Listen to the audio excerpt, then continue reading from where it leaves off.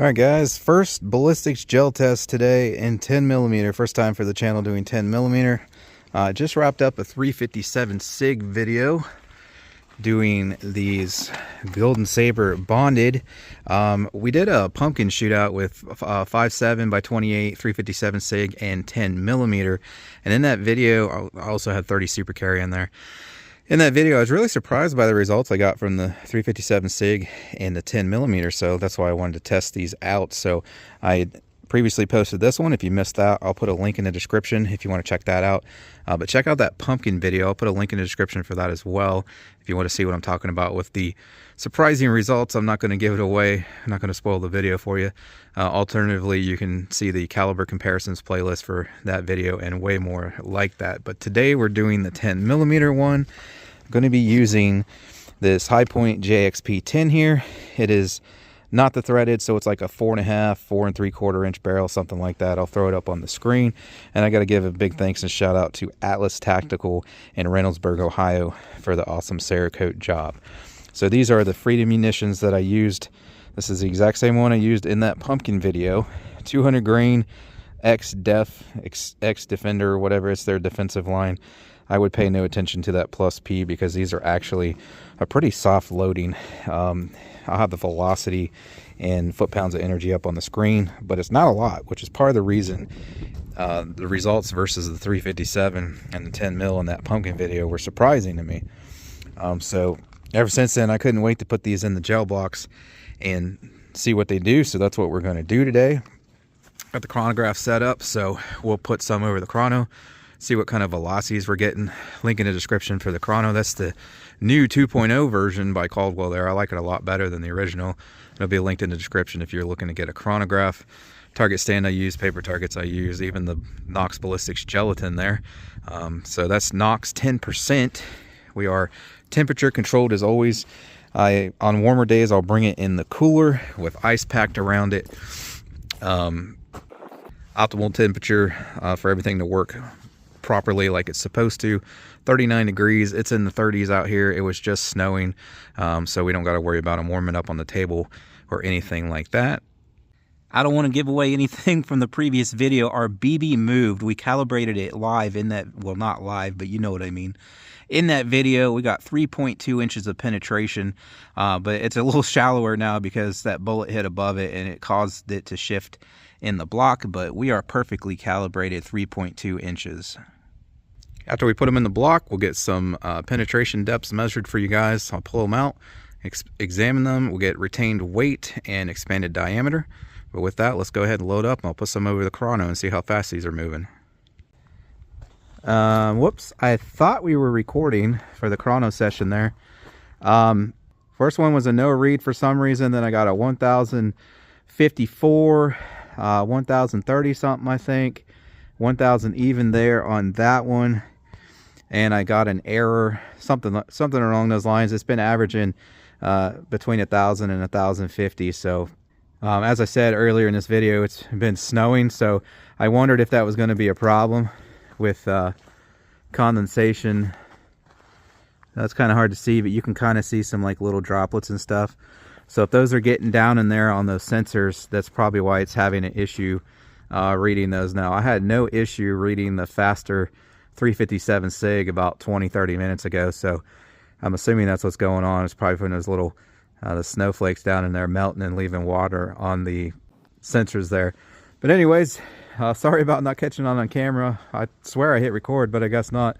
So we're coming in between 1000 and 1050 feet per second with those, through that JHP 10 there.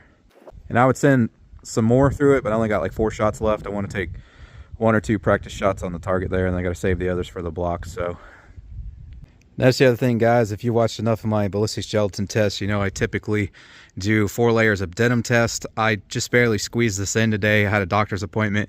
I realized I'd be pretty close to the range going to my appointment, so last minute running out the door, I threw everything in the car and I forgot the denim. So just like with the 357 SIG today, unfortunately no denim test. So if you were looking forward to that, I apologize, but it is what it is. So we're ready to put these in the block here, and I'll get you set up down there on the table for up close.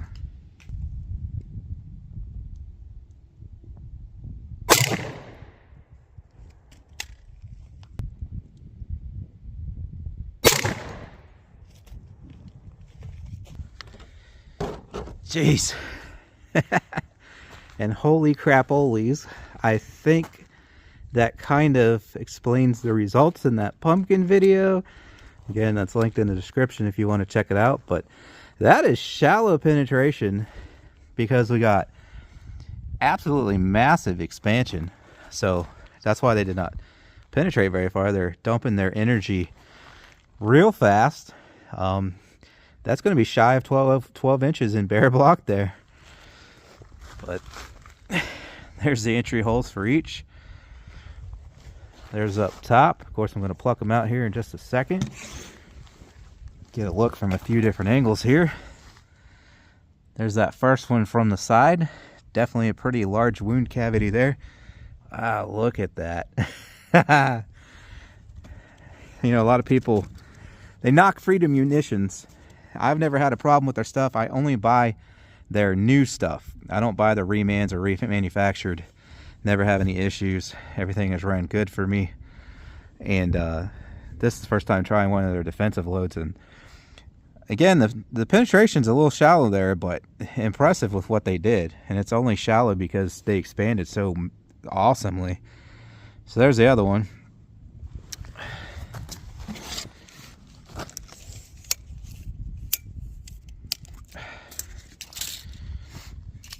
So yeah, you got 10.5 inches there for that one, and about 11 on that one there. So all right, there's those there. So this was the first shot, that was the second shot. So the second one got mangled a little bit, but there is those.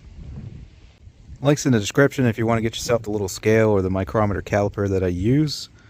But the first one here, this is flickering a little bit because of the wind. It's really sensitive because it's a reloader scale. 201.8. So appears to be 100% weight retention. We got a little extra weight because of that gel up in there, and I actually intentionally left that chunk because we have one trapped in there where those petals peeled over. So I wanted it to be a fair comparison that way. And that one, the wind's getting it. 200.7 it looks like, with this wind keeps flickering back and forth. So yeah, I mean, pretty much 100% weight retention on these. And then, well, I'm gonna have to open these wider for these boys. So on the expansion there, really freaking big. Like I said, 0.879, so that's about 88 caliber right there on that one, on that first shot.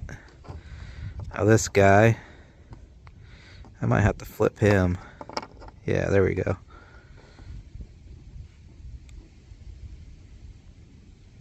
Okay. 0.937, so almost 94 caliber there on that second one.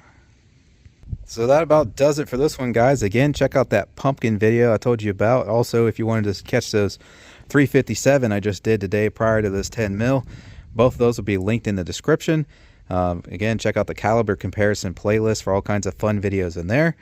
Links in the description for all the products you see me use in my videos if you're interested in anything that way. Thanks for watching as always, guys. Appreciate it, and I hope to see you on the next one.